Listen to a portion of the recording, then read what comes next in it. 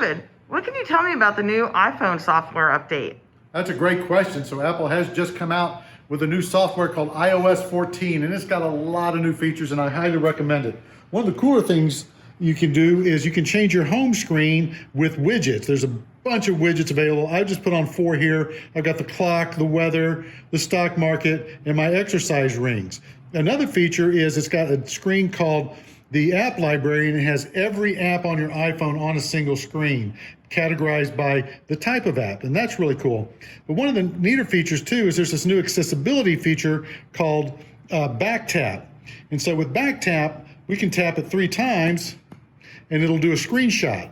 So whatever you're on, if you're on Facebook and you want to capture that really cool screen, you can do that. And then also you can do a double tap and it'll call whoever you want. These are just a couple of the features you can do with the back tap. You can set those macros to do anything you want. There's a whole bunch of opportunities to do quick access stuff with just tapping the back of the phone. So come and see us at Experimax. Come see our great prices on iPhones, on Macs, on iPads, and we'll tell you all about the new software.